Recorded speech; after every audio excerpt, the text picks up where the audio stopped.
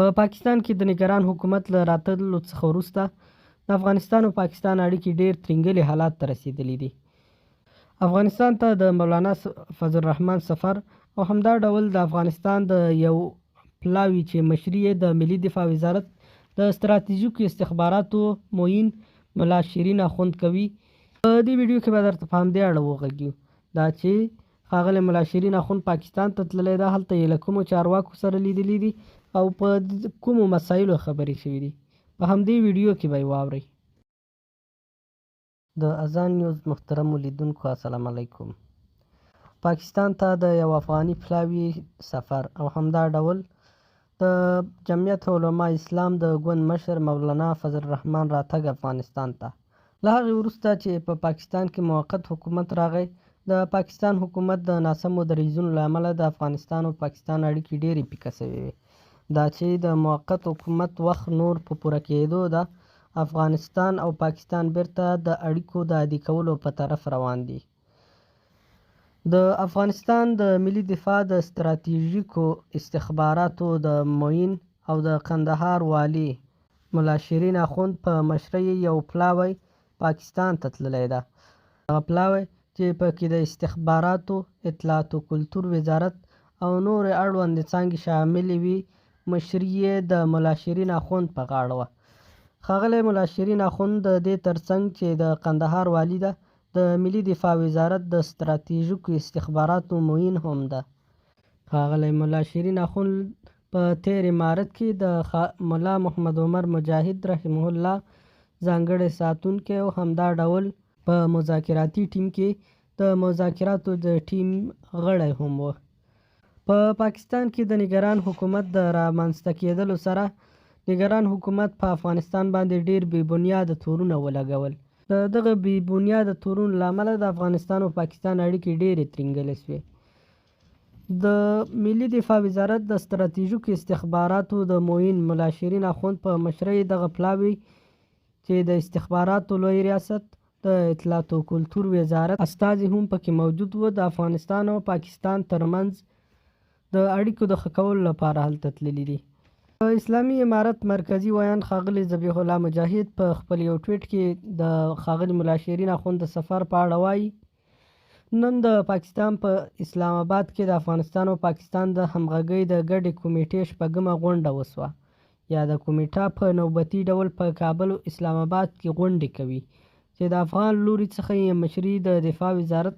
د ستراتیژیکو استخباراتو معین او د کندهار سرپرست والي الحاج ملا محمد شیرین اخوند کوي.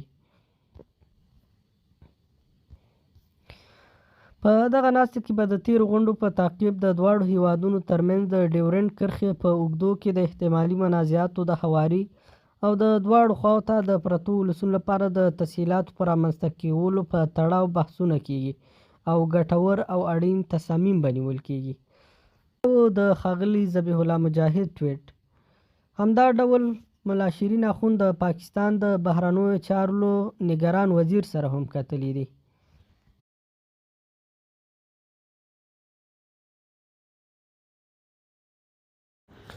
په اسلام آباد کې د افغانستان سفیر ښاغلی سردار احمد شکیب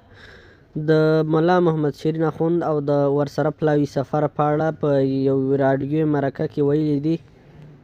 طبعا د کرښه کې ستوني مسایل راځي او همیشه چې روزمره پیښیږي عامو خلکو ته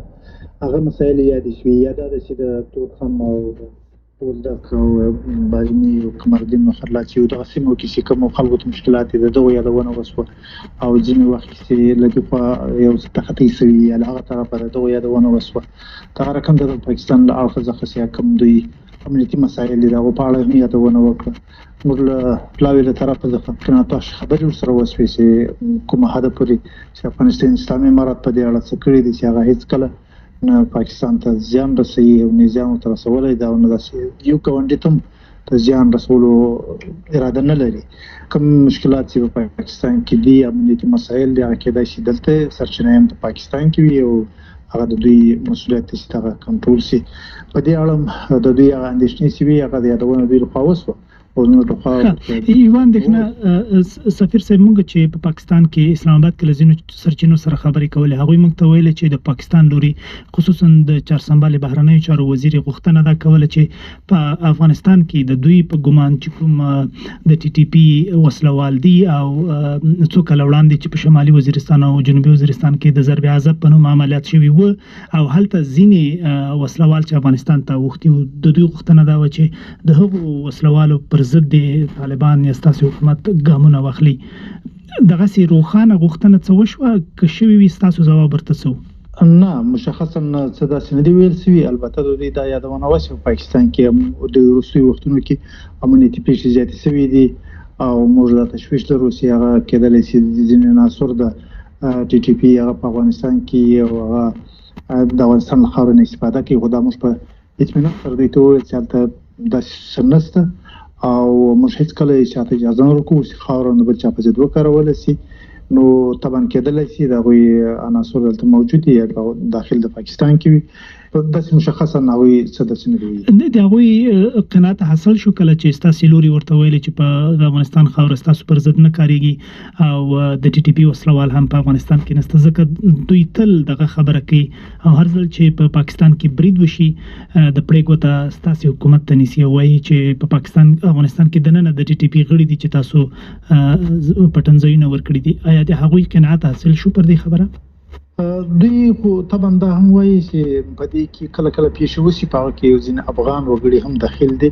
نو دا د دې معنا نشي کېدلی چې هغه د افغانستان د حکومت یا د ملت یا د چا لخوا راستول شوي دي هغه د اشخاصو پر دې عمل ده هغه د پاکستاني اشخاص هم کولی شي په افغانستان کې کله په ځینو مسایلو کې داخل شوي دي خو دا داسې موږ په عمل کې ثابته کړې ده چې اسلامي امارت ټولو ګاونډیانو سره چې هر چا ته د چا پر ضد باندې د افغانستان له خاورو کوم اقدام نه ده سوی نور هېوادونه هم دوی ته هم همدغسې ویلي دي چې موږ خپله همدا اراده لرو او دغه هم پالیسي ده او د کډوالو مسله خورا مهمه ده تاسو پوهیږئ چې تقریبا 9 میلیون یا 15,000 شاوخوا افغان کډوال له پاکستان افغانستان ته ستنولو ته اړ شوي تاسې مخامخ غوښتنه له دوی ونه کړله چې دغه بهیر دې ودروي یا لږ تر لږه اوس چې ژمی دی او د کډوالو ستنول په افغانستان کې له ستونزو سره هم مخ دي دا موضوع راپورته نه شوه د دوی ځواب درته څه و؟ دوی ته دغه په اړه باندې هم داسې د نورو مسایلو په ضمن کې داسې یادونه هم وسوه چې د افغانستان اسلامي امارت او د افغانستان ولس ټول دې ته تیار د خپل مهاجرین وروڼه چې دي هغه خپل وروڼه بولي او هېڅکله دغه پر ځان باندې بوج نه بولي چې داسې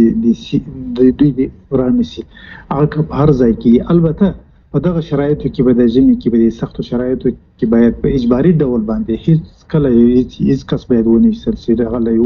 یو هېواده څخه هم دا مناسبه نه ده بشري لحاظ څخه هم او د همسایه د دوی ځواب درته څه و؟ دوی وویل چې په دې اړه باندې موږ داسې دغه نه ده کړي او کوشش کوو چې انشاءالله داسې دغه مخکې څه مشکلات رامنځته شوي دي دغه مخنیوی وشي او آینده دپاره هم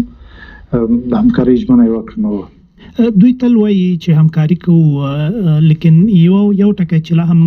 لږ تر لږه موږ ته روښانه نه دی یا خلکو ته روښانه نه دی چې په لوی شمېر کې د دومره لویو افغان کډوالو د ایستلو تر شا لامل څه و په دې درته ونه غږېد چې ولې یو دم دا پرېکړه څو میاشتې وړاندې وکړه چې 1.7 میلیونه د دوی په وینا بې اسنادو کډوال افغان کډوال له پاکستانه وشړي دوی ډېر په وضاحت سره دغسې ونه ویل چې دې تر شا یو عامل څه و چې موږ داسې یو کار وکړي البته دوی خو همیشه دا ویلي دي چې موږ یوازې غیر قانوني خلک باسو البته موږ په ځلونو مخکې هم دا ورسره شریک کړی ده چې په دې کې یوازې هغه غیر قانوني خلک هم مثال شوي دي او که غیر قانوني هم وي دا هغه خلک دي چې په لسګونو کلونو دلته پاته شوي دي بچیان او ماشومان دلته لوی شوي دي دا داسې غیر قانوني دي چې یو ورځ دوی مخکې راغلي له دوی سره دا خبرې ضمني ډول باندې یادونه وسوه او داسې واضح په دې باندې داسې دغه نه ده شوې چې هغوی ته وویل چې تاسو